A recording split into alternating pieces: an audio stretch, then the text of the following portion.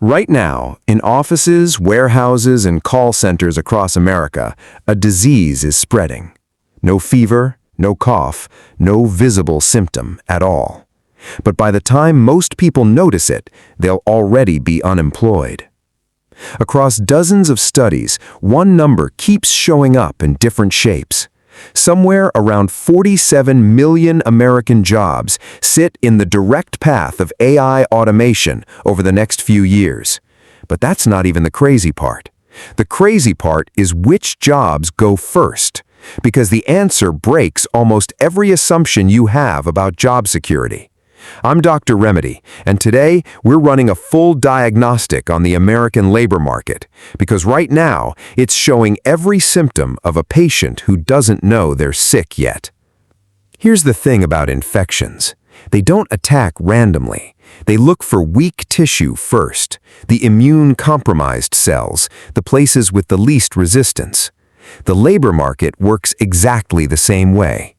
For decades, we told ourselves a comforting story. Robots take the factory jobs. Humans keep the thinking jobs. Learn to code, get a degree, sit behind a desk, and you're safe. Automation eats blue-collar, white-collar survives. That story is dead, and AI killed it in about 18 months. Here's what nobody talks about. The jobs disappearing fastest right now aren't on the factory floor. They're in cubicles. Data entry roles are being automated at a rate researchers now put close to 95%. Customer service, one of the largest employment categories in the entire country, is looking at automation risk above 90% within the next 2 years. Read that again, 90%. That's not a slow fever, that's a job category flatlining. And it gets worse. Administrative support, the backbone of nearly 18 million American jobs, now carries the highest AI exposure rate of any major occupational group in the country. Not manufacturing, not agriculture, office work. So if you've spent your whole life thinking, I'm not a machine operator, I'll be fine, Dr. Remedy has some uncomfortable news for you. But here's what makes this different from every previous wave of automation in history. This time, the disease doesn't stay in one organ. It spreads across the entire body at once. And that's only half the story. Because the real question isn't which jobs disappear. It's why some disappear in months while others take a decade. And once you understand the mechanism, you'll know exactly where you sit on that timeline. Let's talk about how a disease actually kills a job, because it's rarely one clean cut. It's slow, then sudden. Think of it like arterial plaque. At first, nothing changes. The employee still shows up, the team still functions, but underneath, something is narrowing. Stage 1, hiring freezes. Nobody gets fired. The company just stops replacing people who leave. Quiet, invisible, almost polite. Stage 2, role consolidation. One person using AI tools starts doing the work that used to take 3 people. Nobody calls it a layoff, they call it efficiency.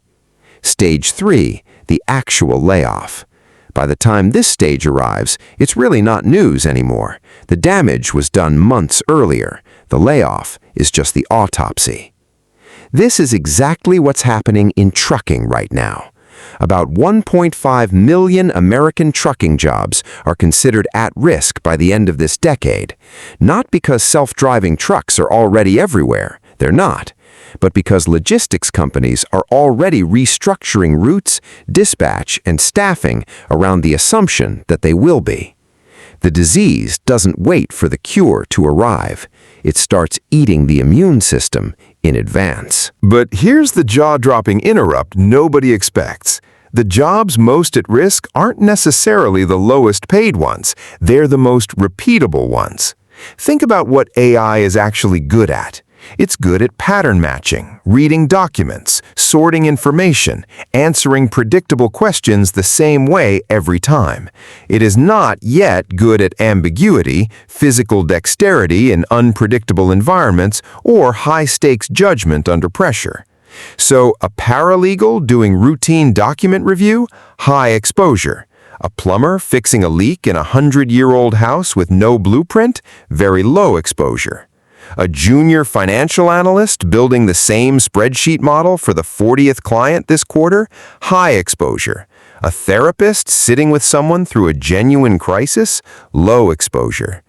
This is where the story flips on its head. For years, we told young people don't go into the trades, go to college, get a desk job. Right now, in this exact moment, the data increasingly suggests the opposite might be safer. But none of that is the real problem. The real problem isn't which specific job title survives. It's what happens to an entire generation of entry-level workers who can no longer get the first job that used to teach them everything. And that's where things fall apart. Here's the part almost nobody is talking about, and it's more dangerous than the layoffs themselves. Companies aren't just replacing existing workers with AI. Many are quietly refusing to hire new ones in the first place. Think about what that means. The junior analyst job, the entry-level copywriter job, the first-year paralegal job. Those roles were never just jobs, they were training. They were how a 22-year-old became a 32-year-old who actually knew what they were doing. If AI can do the entry-level task today, who trains the senior expert of tomorrow? This is the part of the disease you can't see on a chart. It's not a layoff number. It's a missing generation of experience quietly not being built. Call it institutional atrophy. A muscle that isn't used stops growing. An industry that stops training juniors eventually runs out of seniors. This changes everything about how we should think about the AI job story. It's not just, will I lose my job? It's, will the next generation ever get the chance to build the skills mine took a decade to build? Then something happened that made this even stranger. The World Economic Forum, the same body warning about tens of millions of jobs displaced globally, also projects that even more new roles will be created by the end of the decade. On paper, more jobs created than destroyed, a net positive. Sounds like relief, right? Here's the catch. The jobs disappearing and the jobs appearing are not in the same place, do not require the same skills, and are often not available to the same people. A displaced customer service worker in Ohio does not automatically become an AI systems trainer in Austin. The net number on a spreadsheet can be positive, while millions of individual humans experience the transition as a personal catastrophe. That's the real disease, not the total case count, the distribution of who gets sick and who doesn't. And Wall Street knows it. That's part of why companies announcing AI-driven layoffs have, in some cases, seen their stock price rise on the same day workers were told to pack up their desks. The market is pricing in efficiency. It is not pricing in the human cost. Cold, but that's the honest diagnosis. So where does that leave you, watching this video right now, wondering if your own job is the next patient on the table? Let's go back to where we started. 47 million jobs, a number built from dozens of overlapping studies, each measuring a slightly different slice of the same disease. Here's the diagnosis, stated plainly. The jobs at highest risk share three traits. They're repetitive, they're document or data heavy, and they can be fully described in a training manual. The jobs with the strongest immune systems share the opposite three traits. They involve physical unpredictability, emotional trust, or judgment calls with no clean textbook answer. That's not a comforting binary. Most real jobs are a mix, which means most of us aren't facing a single diagnosis. We're facing a slow shift in what percentage of our daily work still needs a human. So what's the treatment plan? First, stop asking, will AI replace my job title? Start asking, which specific tasks inside my job are repeatable and which ones require judgment nobody's automated yet? Because that's the real unit of disruption, not jobs, tasks. Second, the workers doing well right now aren't the ones ignoring AI, they're the ones learning to direct it. The accountant who uses AI to draft the report but still owns the client relationship. The lawyer who lets AI draft but decides strategy. Third, and this is the uncomfortable one, if your job is mostly the repeatable third, waiting for reassurance is the worst possible strategy. The disease doesn't pause because you're hoping for a diagnosis you'd prefer. Remember how we started. A disease with no fever, no visible symptom, quietly spreading through 47 million jobs before most patients even know they're sick.